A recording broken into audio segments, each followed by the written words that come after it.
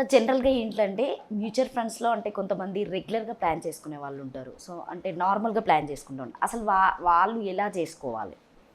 Regular plans అంటే madam, regular plans usually ఒక intermediate ఉంటారు. ఇంటర్మీడియట్ అంటే డిస్ట్రిబ్యూటర్, అడ్వైజర్ ఉంటారు. సో వాళ్ళకి సంబంధించి వాళ్ళ త్రూ ఇన్వెస్ట్ చేస్తారు మ్యూచువల్ ఫండ్స్లో. అది డిస్ట్రిబ్యూటర్ ఇక్కడ ఇంపార్టెంట్ రోల్ డిస్ట్రిబ్యూటర్ అనేది ప్లే చేస్తారు. వాళ్ళ ఇచ్చే ఇన్వెస్ట్మెంట్స్ ఎక్కడ ఇన్వెస్ట్ చేయాలి, దేంట్లో ఇన్వెస్ట్ చేయాలి, ఎంత ఇన్వెస్ట్ చేయాలి, ఎలా డైవర్సిఫై చేసుకోవాలనేది ఈ మెయిన్ రోల్ ఉంటుంది రెగ్యులర్ ప్లాన్. అదే మనం డైరెక్ట్ ప్లాన్కి వెళ్ళామనుకోండి, డైరెక్ట్ ప్లాన్కి వెళ్ళేటప్పుడు ఏంటంటే ఇంటర్మీడియట్స్ ఎవరు ఉండరు, అంటే డిస్ట్రిబ్యూటర్ కానీ అడ్వైజర్ కానీ ఉండరు. వాళ్ళు ఏం చేస్తారంటే, ఒకవేళ డైరెక్ట్ ప్లాన్ ఇన్వెస్ట్ చేయాలనుకున్న వాళ్ళు, డైరెక్ట్గా వెళ్ళాలి, అడ్వైజర్ నాకు అవసరం లేదు అనుకున్న వాళ్ళు ఏం చేస్తారంటే అండి మేడం, గూగుల్కి వెళ్ళి కొడతారు బెస్ట్ ప్లాన్స్ ఏంటి, లేకపోతే టాప్ 10 ప్లాన్స్ ఏంటి అనేది కొడతారు, వస్తుంది. ఏం చూస్తారు దాంట్లో, ఆ ప్లాన్స్లో ఏది బెటర్ రిటర్న్స్ వస్తున్నాయో ఏంటి అనేది చూస్తారు. చూసుకుని సెలెక్ట్ చేసి ఇన్వెస్ట్ చేసేస్తారు, రైట్. సో రెగ్యులర్ ప్లాన్స్లో ఏంటి అవుతుందంటే అడ్వైజర్ దగ్గరికి వస్తుంది. ఏదైనా సరే ఎంత అమౌంట్ ఇన్వెస్ట్ చేసినా అడ్వైజర్కి వస్తుంది. వాళ్ళ రిస్క్ అప్డేట్ ఏంటి అనేది మాకు తెలుస్తుంది. దాన్ని బట్టి ఎంత టైం హారిజన్ ఉంది దాన్ని బట్టి మేము ప్లాన్ చేస్తాం. సో అక్కడ ఏంటంటే డైరెక్ట్ ప్లాన్లో ఇన్వెస్ట్ చేసినప్పుడు ఇప్పుడు చాలా ఓపెన్ అవుతాయి. For example large cap fund ఉంది. లార్జ్ క్యాప్ ఫండ్ అనేది వేరియస్ ఏఎంసీస్లో, అంటే చాలా ఏఎంసీస్ ఉంటాయి, ప్రతి దాంట్లో లార్జ్ క్యాప్స్ ఉంటాయి. దాంట్లో ఏది సెలెక్ట్ చేసుకోవాలి అనేది వాళ్ళు చేయలేరు.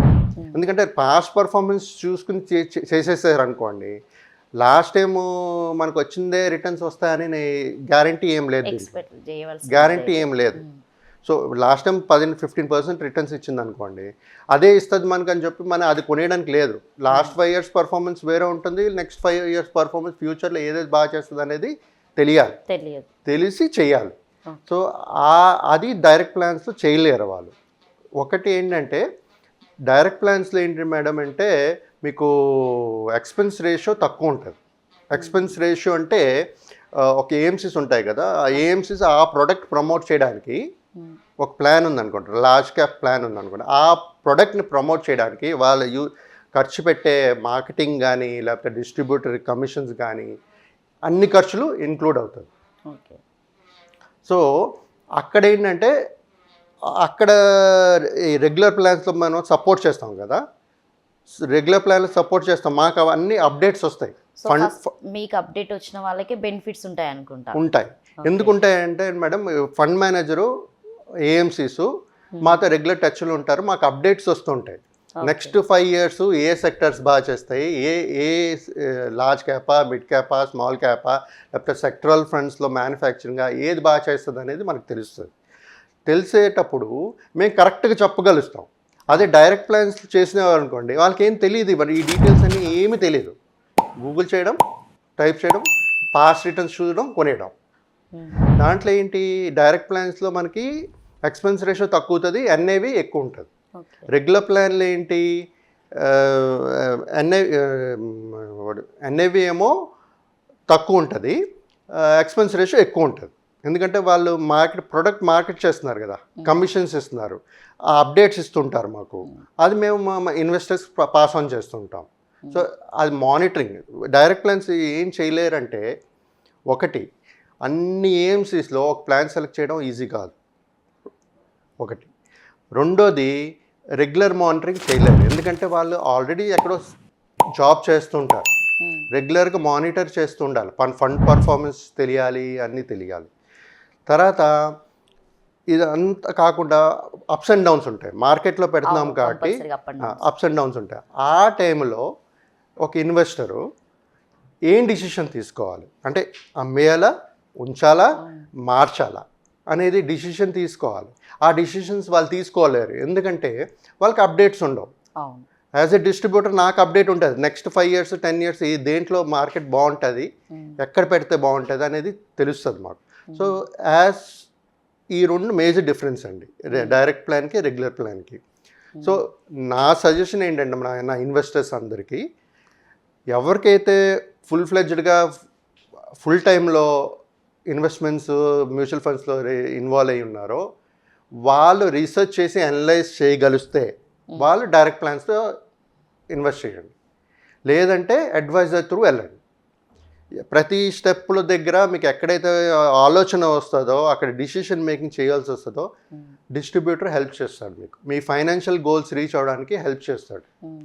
చాలా ఇంపార్టెంట్ ఇది. సో కానీ డైరెక్ట్గా వెళ్ళడం వల్ల ఎప్పటికైనా వాళ్ళకి నష్టమే అవుతుంది అనుకుంటారా సార్? ఎప్పటికైనా కష్టమే అవుతుంది మేడం, ఎందుకంటే ఇప్పుడు ప్రస్తుతానికి డైరెక్ట్ ప్లాన్స్లో కొనేసుకుంటారు. నేను చెప్పినట్టు గూగుల్లో చూసి కొనేస్తారు, ఇన్వెస్ట్ చేసేస్తారు. తర్వాత మార్కెట్ అప్స్ అండ్ డౌన్ అయింది అనుకోండి, ఆ టైంలో గైడెన్స్ ఉండాలి వాళ్ళకి, ఎందుకంటే వాళ్ళకి ఏం తెలీదు అప్పుడు. ఆ టైంలో మా డిస్ట్రిబ్యూటర్స్ ఏం చేస్తారు, మా ఫండ్ మేనేజర్స్ ఏఎంసీస్ అప్డేట్ ఇస్తారు, మార్కెట్ అవుట్లుక్ ఇస్తారు. నెక్స్ట్ 1 year 2 years మార్కెట్ ఎలాగ ఉంటుంది, పెరుగుతుందా తగ్గుతుందా, పెరిగితే దేంట్లో పెరుగుతుంది లేకపోతే దేంట్లో తగ్గుతుంది. సో దీన్ని బట్టి డిస్ట్రిబ్యూటర్ హెల్ప్ అనేది చాలా ఇంపార్టెంట్. అక్కడ వాళ్ళ గోల్స్ అచీవ్ అవ్వాలంటే డిస్ట్రిబ్యూటర్ త్రూ వెళ్ళడం బెటర్ ఆప్షన్ అండి. ఇది కాకుండా మన ఇప్పుడు డైరెక్ట్ ప్లాన్కి రెగ్యులర్ ప్లాన్కి రిటర్న్స్ ఎక్కువ వస్తుంది అంటారు. డైరెక్ట్ ప్లాన్లో 1% ఎక్కువ వస్తుంది, రెగ్యులర్ ప్లాన్స్లో మీకు తక్కువ వస్తుంది. లాంగ్ టర్మ్లో చూసుకుంటే లక్షల్లో డిఫరెన్స్ వస్తుంది కదా అని అడుగుతుంటారు.